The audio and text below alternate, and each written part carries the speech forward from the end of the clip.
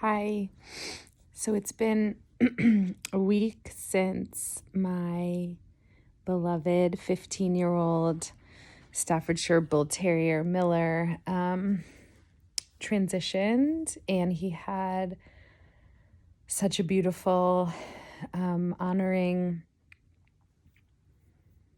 ceremony with dignity as the main quality and intention for the whole thing, actually. The timing, the people, the place, the atmosphere. And ever since this transition a week ago, almost exactly to the hour, I have been completely blindsided by grief, just layers upon layers of grief, tunnels and waves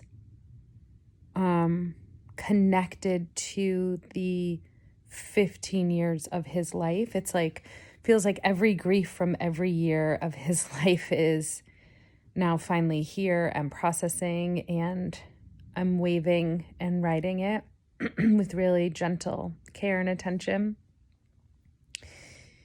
And as much basic care that I can give myself, in terms of like drinking water and sleeping, but also just when the waves of grief come, letting myself be with them until completion, as these emotions rise and fall.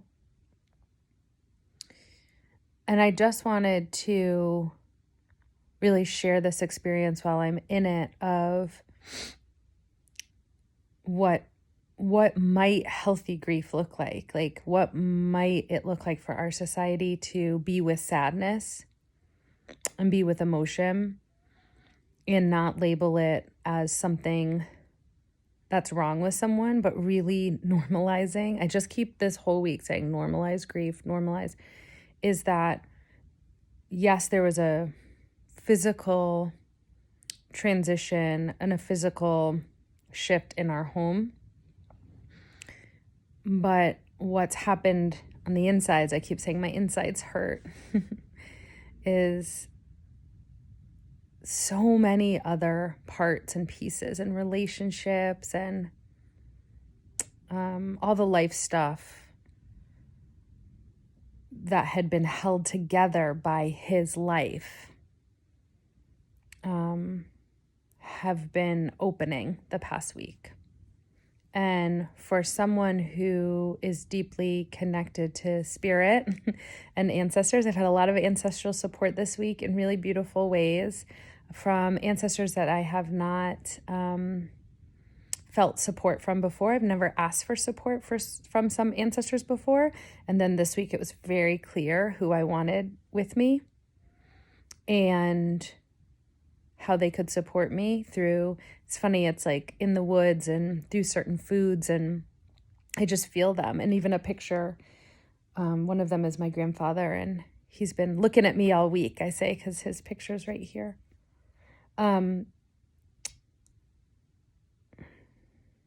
what I want to say about this in real time is I'm going to be okay. This is normal. This is healthy. That when you love something this deeply for that long, that when it leaves or when the situation changes, that there will be emotion is normal. Doesn't mean it has to be. It just means there can be, and it's normal.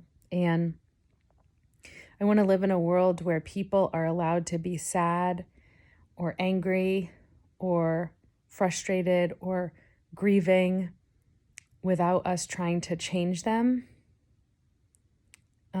but rather with us just sitting with them, walking with them in their pain, and knowing that the depth of sort of the clearing and cleansing that's happening through all these tears that I'm experiencing, I know is really widening my capacity for loving more and feeling more and evolving more and growing more. And I told someone today, I'm here for that. And unfortunately, I think sometimes this is what it takes, is just right now it's winter, it's January. I feel like I'm the embodiment of January, just kind of hollow, raw. I feel like the trees that I'm looking at, naked and exposed and also so strong and present for what's happening. And as someone who, again, I feel really devoted and committed to, I heard this today on a podcast. I can't remember who said it. It was this wonderful podcast of all these really beautiful women speaking about justice and activism. And one of the women said, I feel devoted and committed to healing Mother Earth and her children and the humans and her people. I feel really committed to healing Mother Earth and her people through justice, through love, through belonging. And that's how I feel, is really committed and devoted to this life experience and to healing. And part of it is just being so sad sometimes and missing people and relationships and parts of our lives, and that sometimes this is just what it's like. So with that, I just want to honor the blessed and beloved memory of our pup, Old Man Miller, in his wild and naughty ways, in all the frustration and love and regulation. He just took such good care of our family, and we took good care of him.